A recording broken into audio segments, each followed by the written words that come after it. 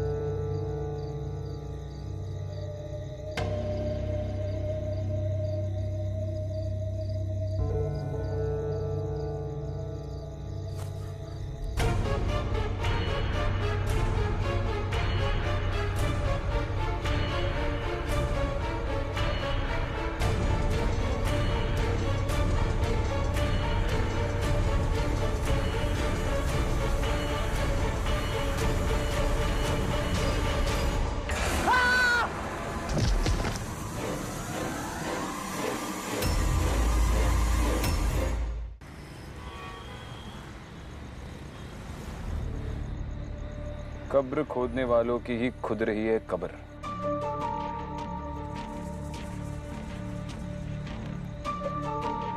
कब्रिस्तान में कब्र खोदने वाले को कोई क्यों मारेगा, वो भी इतनी बेरहमी से। तुमने गौर किया?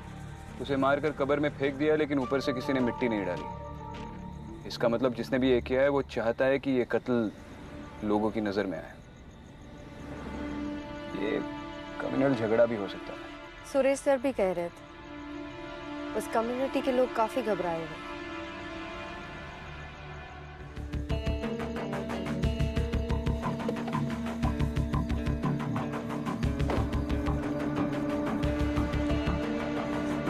सर, मैं इकबाल खान। लोकेशन कहाँ है? सर आइए।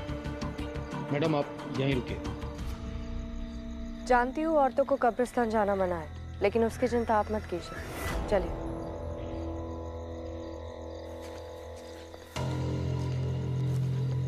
सर यही जगह है।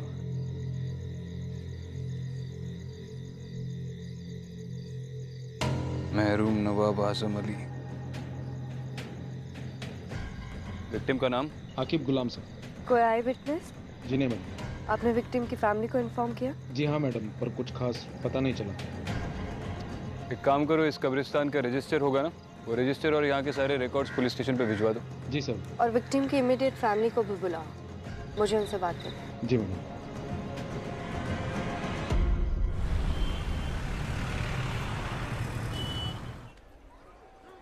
माफ कीजिए, आपसे कुछ सवाल पूछने थे, इसीलिए अभी आपको तकलीफ दी। आप ठीक तो है? अब कुछ ठीक नहीं हो सकता। एक बेटी है हमारी, हर वक्त पूछती रहती है अब्बू कहाँ, अब्बू कब आएंगे।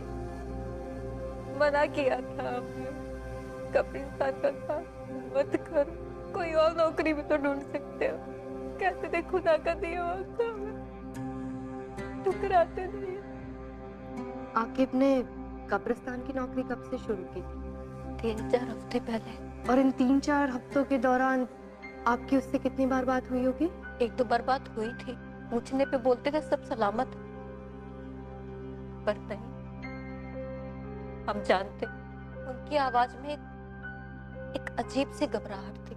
सब कहते हैं उस कब्रिस्तान में शैतान का साया, ये सब उसी का किया हुआ है।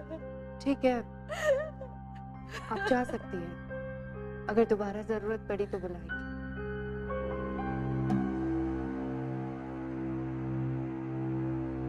क्या हुआ विक्रम, कुछ मिला? बेगम नूर बानो, आकिब के रजिस्टर में आखिरी एंट्री। समझ में नहीं आ रहा है इन्वेस्टिगेटिंग टीम ने इतना बड़ा लीड इग्नोर कैसे कर दिया। सिर्फ नाम लिखा है, बाकी के सारे कॉलम्स ब्लैंक। पर ये बेगम नूर बानो है कौन? उसके घर का पता चल गया है।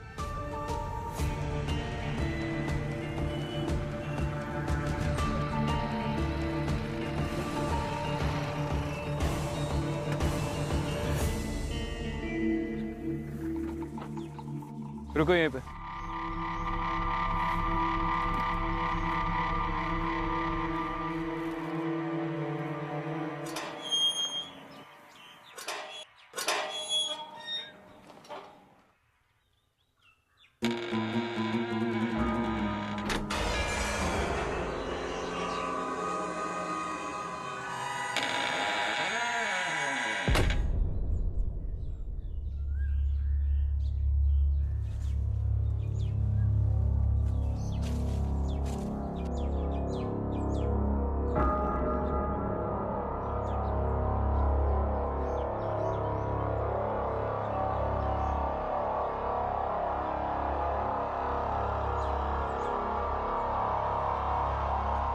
आप कौन?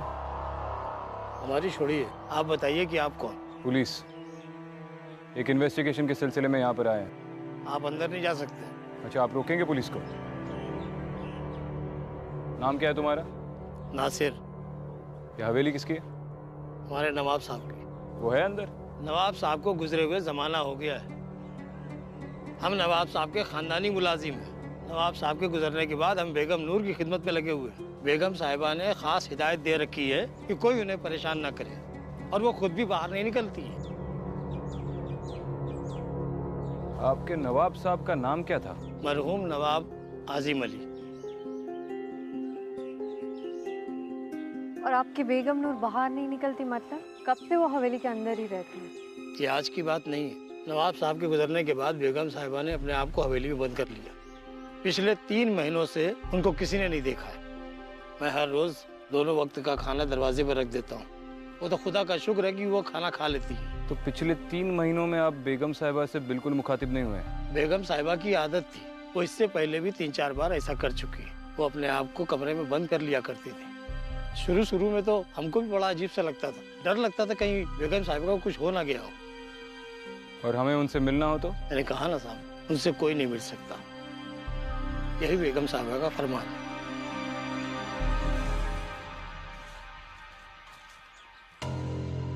मरहूम नवाब आजिम अली, कुछ याद आया?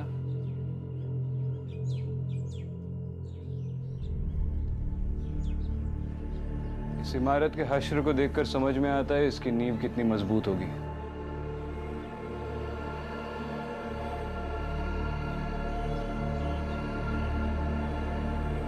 क्या कर रहे हो विक्रम? भूख लगी है?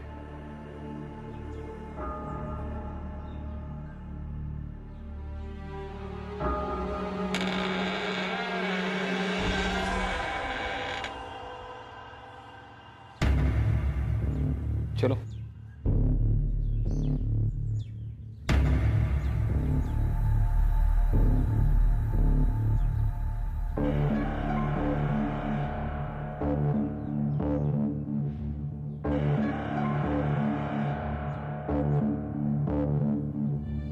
बहुत बड़ी हवेली है, एक जमाने में काफी शानदार रही होगी।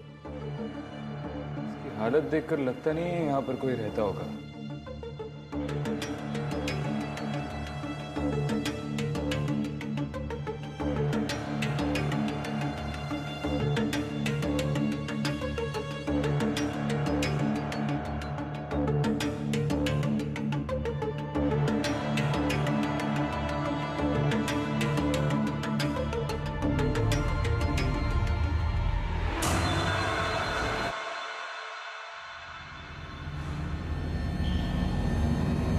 विक्रांत इस विक्रांत,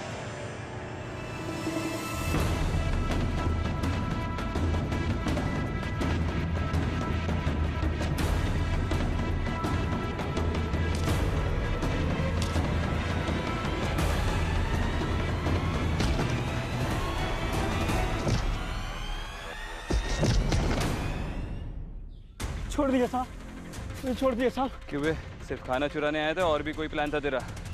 और हमको देखकर भाग गया? नहीं साहब, मैं चोरी नहीं कर रहा हूँ साहब। तो ये खाना क्या बेगम ने तुझे खैरात में दिया है?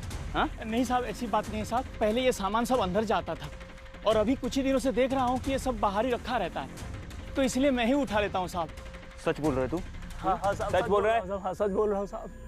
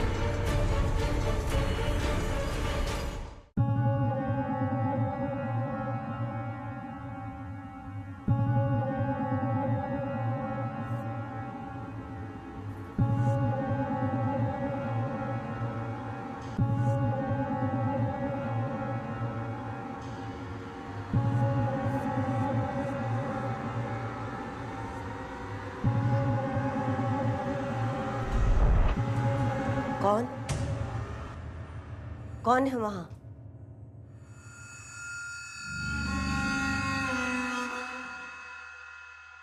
तुम अंदर कैसे आई? आई एम सॉरी पर मैं एएसपी अदिति शर्मा हूँ, मुंबई पुलिस। आप बेगम नूर बानो है ना? आपसे कुछ बात करनी है। किसी के घर में बगैर इजाजत के चोरों की तरह कैसे चले आए? हमारे कमरे में आने की जरूरत कैसे की? देखिए, मैं सिर्फ अपना काम कर रही हूँ। नासिर, मैम, मुझे आपसे एक मर्डर के सिलसिले में कुछ बात करनी है।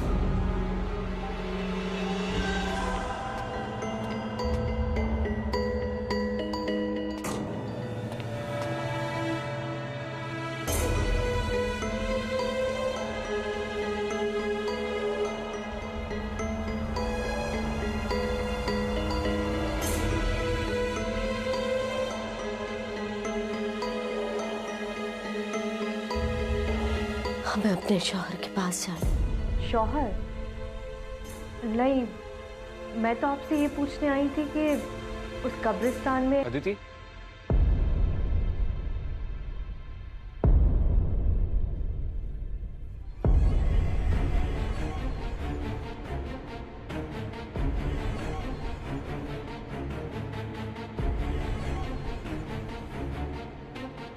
चलो।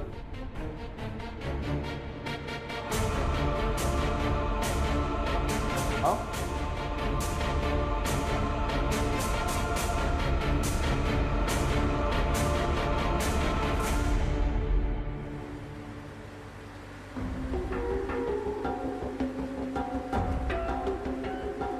तुम ठीक हो? हाँ।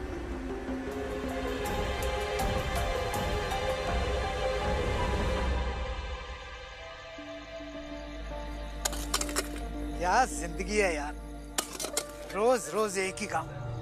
इससे अच्छा तो मैं मर जाऊं।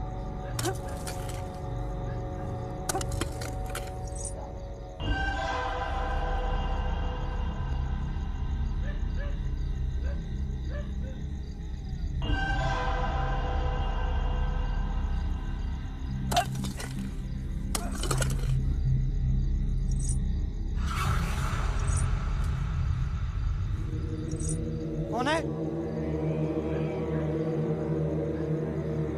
कौन है वो?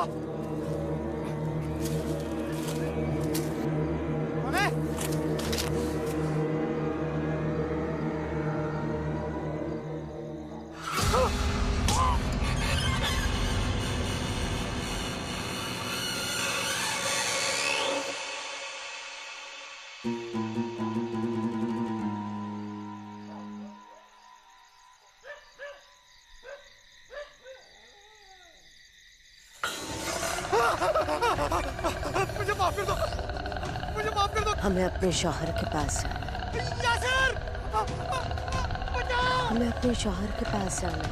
यासिर, यासिर बचाओ, यासिर बचाओ, यासिर।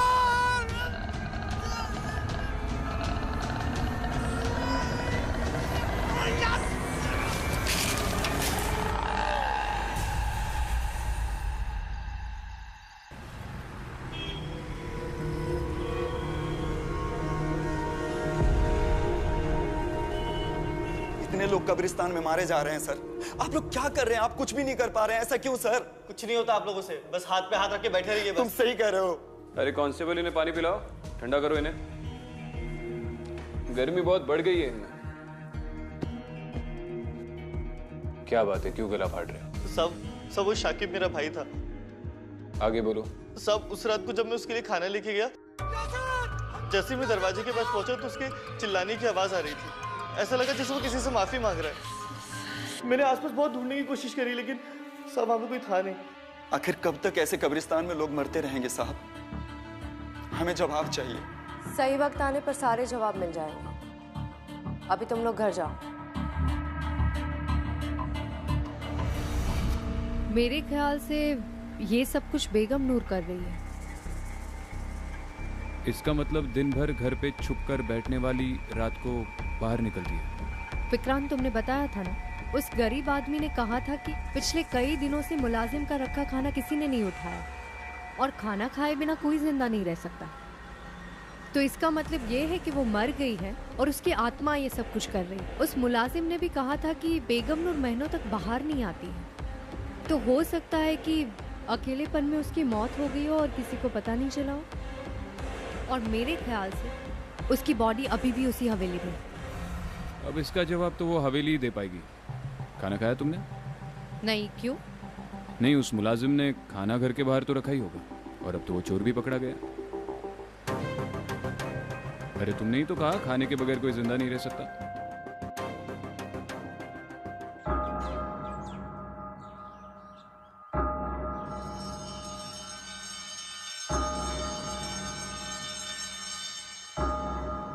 आइडियली इंसान की लाश 4 दिन के बाद सड़ना शुरू हो जाती है, लेकिन ताज्जुब की बात यह है कि इस हवेली में बदबू बिल्कुल नहीं आ रही। अगर उसकी लाश पिछले 3 महीनों से यहां पर पड़ी हुई है तो बदबू जरूर आती है। कोना कोना छान मारो and Aditi look for a stench.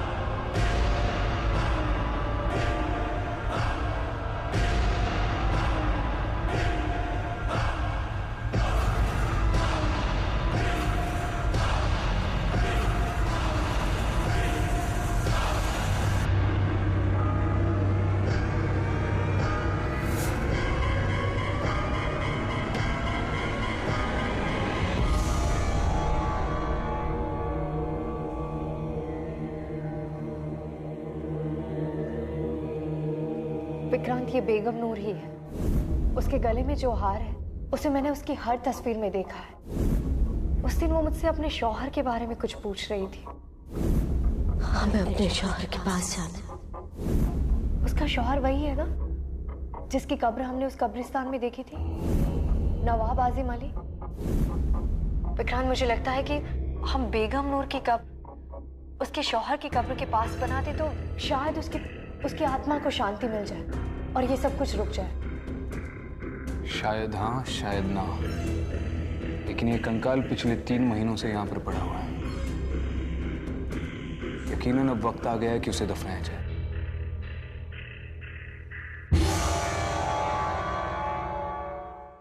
चलो, खुदा का लाख लाख शुक्र है कि अब अपने सर से ये मुसीबत हमेशा के लिए टल गई।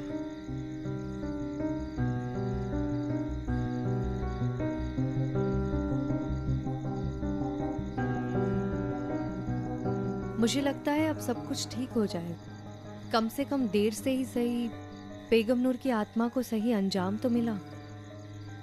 अब शायद वो किसी को तंग नहीं करेगी। तो तुम्हें वाकई लगता है कि ये सब करने से उस शैतान का साया इस मुकद्दस जगह से हट चुका है?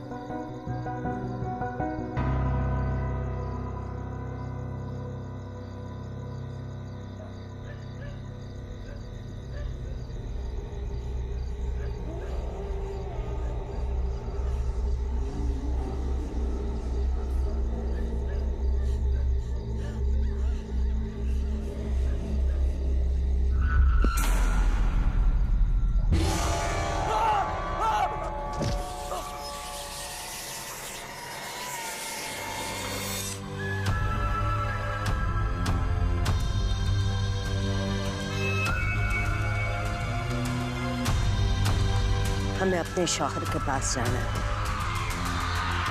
बेगम नूर बानो, नवाब आजिम अली, क्या लाइफ रही होगी इनकी एक जमाने में। मुझे तो दिलचस्पी इस बात की है कि अब इतनी बड़ी प्रॉपर्टी का क्या होगा। अब ना तो नवाब रहे ना ही बेगम साहिबा।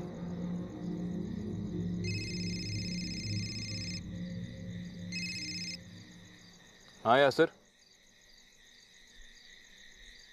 क्या? अच्छा ठीक है, बाद में बात करता हूँ। क्या हुआ? कब्रिस्तान के केयरटेकर पर फिर से किसी ने अटैक किया। मुझे पता था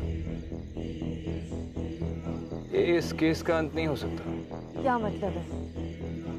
तुम्हें ऐसा क्यों लग रहा है? केयरटेकर का कहना है कि जिस औरत ने उस पर अटैक किया वो भी बार बार वही कह रही थी। हमें अपने शौहर के पास जाना है।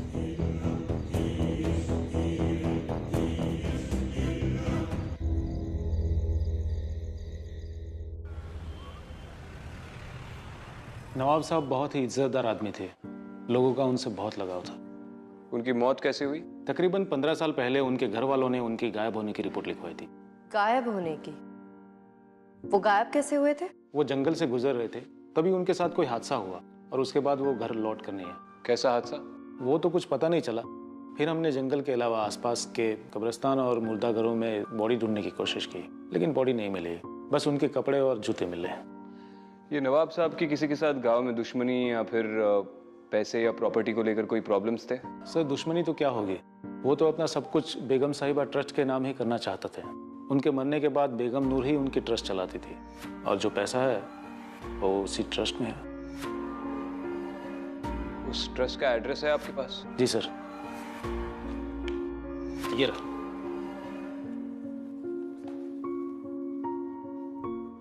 ओल्ड भोपाल।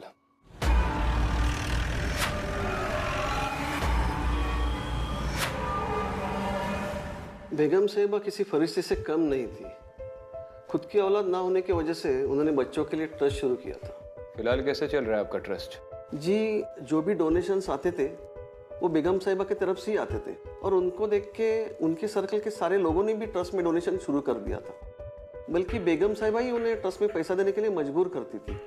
अब पता नहीं उनके मौत के बाद क्या होगा। जैसे बच्चों के सर से माँ का साया हट जाएगा बिलाल जी, हम इस ट्रस्ट की अकाउंट डिटेल्स देख सकते हैं? जी हाँ बिल्कुल, मैं अभी आपको दिखा देता हूँ।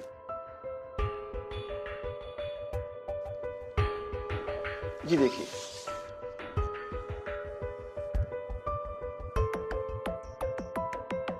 ट्रांजैक्शंस तो बहुत कम है, पिछले 1 साल में तो बिल्कुल ही नहीं है। लेकिन उससे 1 साल पहले 25 लाख की रकम और 10 लाख रुपए और किसी ने विड्रॉ किए हैं। बिलाल जी, बेगम नूर के अलावा इस ट्रस्ट से किसे विड्रॉ करना अलाउड था? जी वैसे तो ट्रस्ट गरीबों की भलाई के लिए बनाई जाती है, लेकिन नवाब साहब और बेगम साहिबा के जितने भी रिश्तेदार हैं वो ट्रस्ट से पैसा निकाल लेते हैं। उनके विल में ही ऐसा लिखा है। ये फंड्स कहाँ ट्रांसफर हुए थे? जी फिलहाल तो मेरे पास सिर्फ अकाउंट नंबर है, मैं उसके सारे डिटेल्स निकालता हूँ और आपको फ़ोन कर देता हूँ। चलो ठीक है, बाद में बात करता हूँ। कुछ पता चला? ये बेगम नूर के ट्रस्ट के अकाउंट से जो पैसे निकल रहे हैं वो इंदौर ट्रांसफर हो रहे हैं किसी अमीना नाम की औरत के अकाउंट में। हो सकता है कि अमीना नवाब साहब या बेगम नूर की कोई रिश्तेदार हो सकता है, लेकिन ये कंफर्म करने के लिए इंदौर जाना होगा।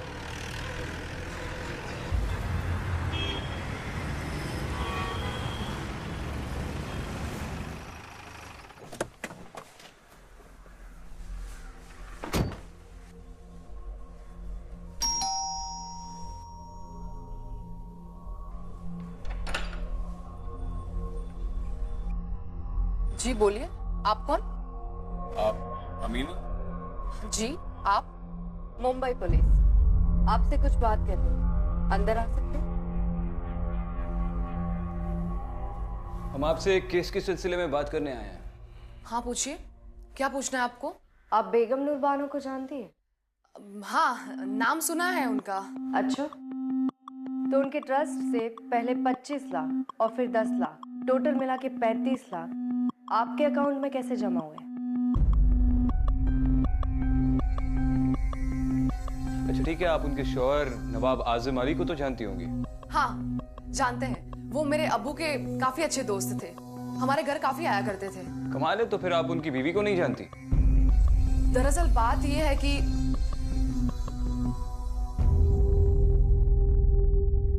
अमीना जी, इन तस्वीरों में आपके शौहर नहीं दिखाई दे रहे। आप यहाँ अपने बच्चों के साथ अकेले रहती हैं? जी वो बाहर गए हैं, मेरा मतलब है कि वो देश के बाहर काम करते हैं। बड़ा लंबा सफर तय करके आए हैं हम। जी? एक गिलास पानी मिलेगा?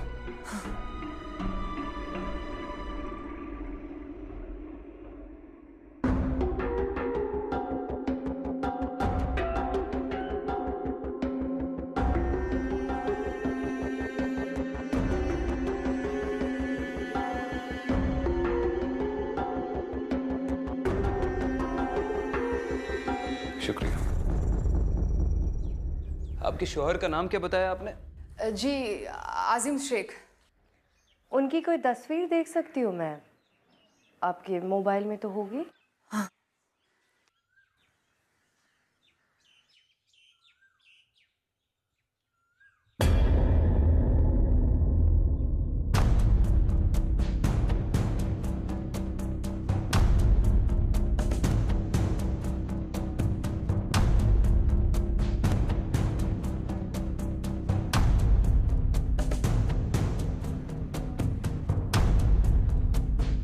नवाब साहब?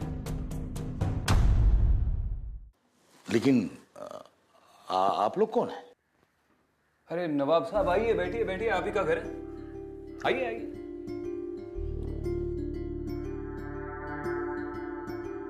विक्रांत सिंघल, मुंबई पुलिस। अमीना जी, आपने बताया नहीं कि आपने अपने अब्बू के दोस्त के साथ शादी कर ली।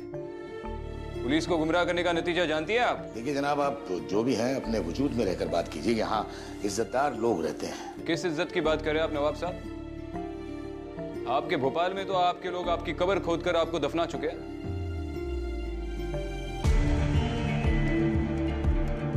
नवाब साहब, आपकी पहली बीवी बेगम नूर बानो आपको 15 साल से ढूंढ रही है और आप यहाँ पर? शर्म नहीं आती आपको? जरा सी भी इंसानियत नहीं है? मोहतरमा, दायरे में रहकर बात कीजिए। हम अगर अपनी पुश्तैनी हवेली छोड़कर यहाँ रह रहे हैं तो उसके पीछे कोई वजह है। वो बांझ थी, आप उन्हें सच क्यों नहीं बता देते? बेगम आप चुप रहिए। माना कि नूर हमारी बेगम थी,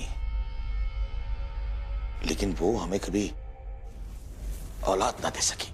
हम हमेशा उनकी औलाद से महरूम रहे। शायद इसी गम में वो पगला गई। हमने सोचा धीरे धीरे सब ठीक हो जाएगा, लेकिन नहीं हो सका। जब पानी हद से गुजर गया, जब बात हद से बढ़ गई, तब हमने यह रास्ता अख्तियार किया। माना कि वो हमें कभी तकलीफ नहीं देती, ना हम उन्हें कभी तलाक देते, ना वो हमसे कभी तलाक मांगती।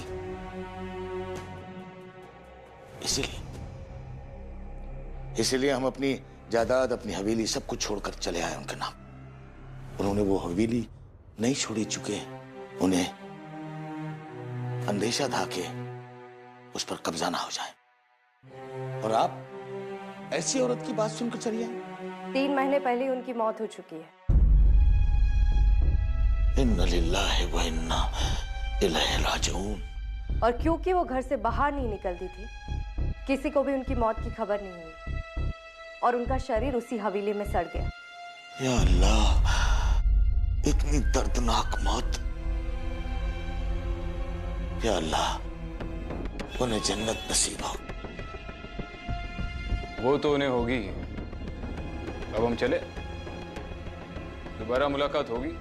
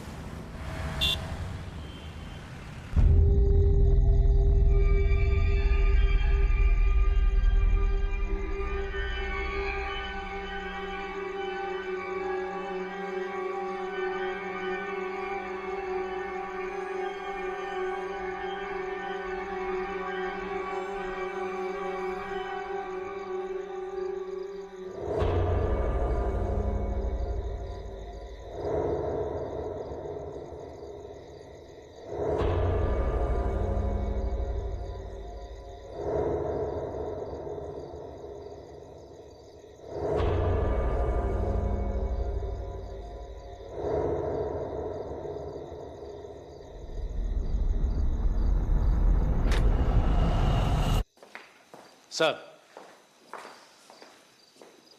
अभी खबर आई है नवाब साहब भोपाल लौट आए हैं। उन्हें हवेली की ओर जाते हुए देखा गया सर।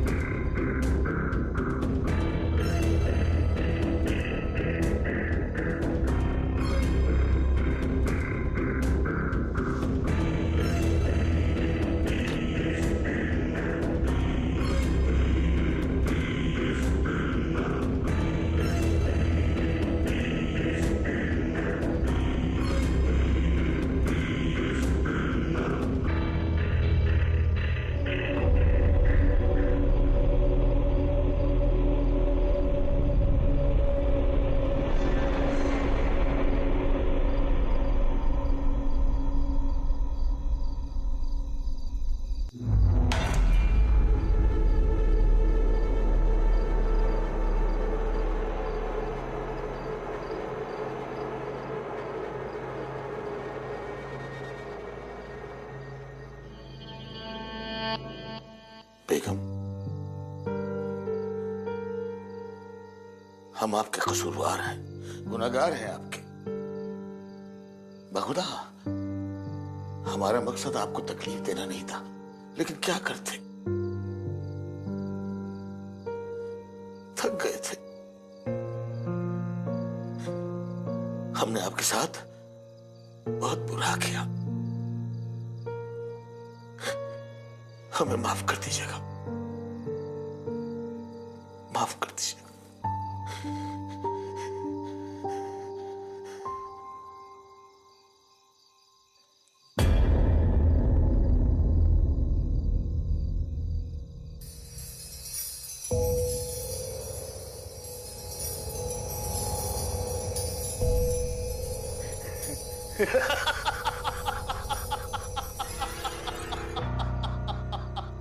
ये हवेली, ये घर, यहाँ की एक एक चीज मेरी है, मेरी मेरी। अजीब बेवकूफ औरत थी तुम, खुद को 15 साल इस हवेली में बंद रखा।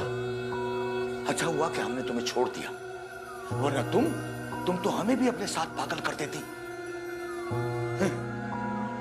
बेगम नूर, अरे अगर मरना ही था तो 15 साल क्यों? हमें हमारे ही घर से दूर रखा।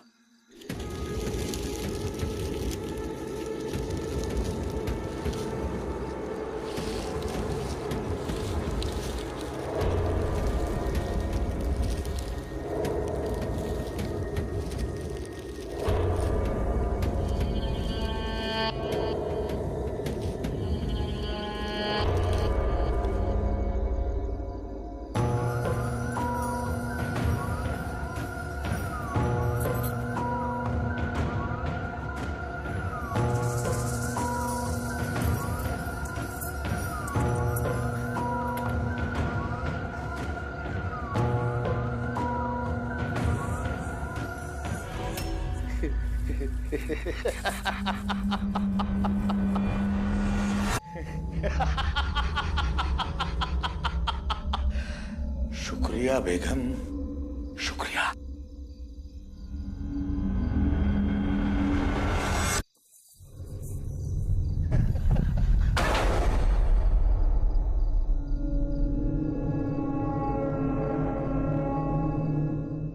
दरवाजा खोलो, दरवाजा खोलो।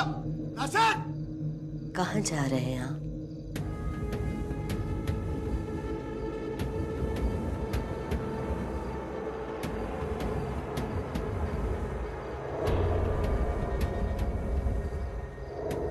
नवाब साहब। बेगम, आप हयात हैं?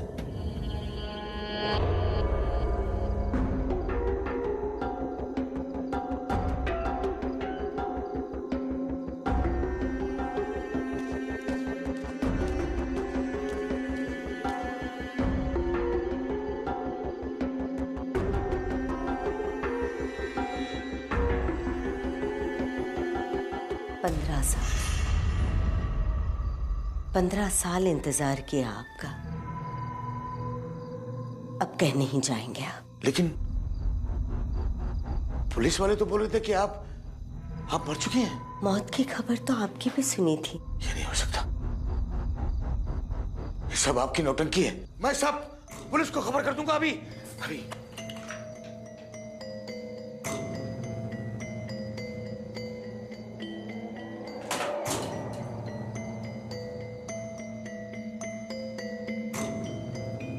बेगम,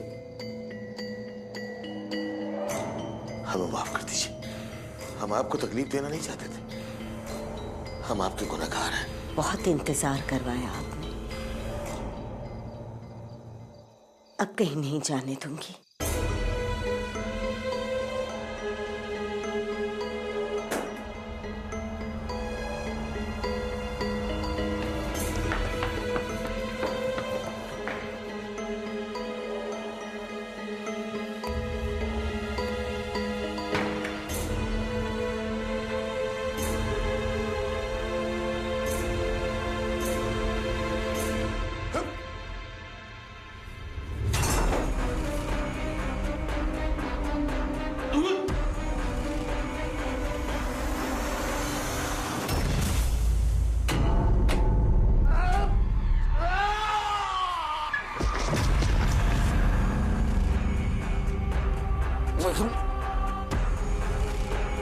मैं तुम्हारा गुनहगार, सब कुछ मैंने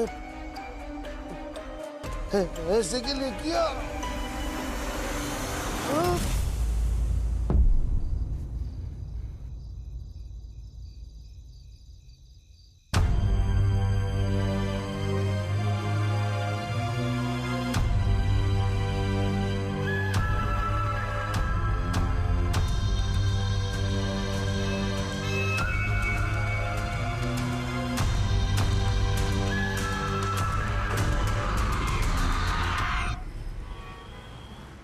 तुम्हारी अमीना से बात हुई?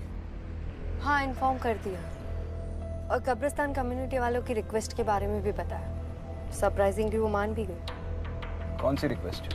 वो लोग चाहते थे कि नवाब साहब की कब्र बेगम नूर की कब्र के पास बनाई जाए ताकि उनकी आत्मा को शांति मिले। और अमीना इस बात को मान गई? मान गई।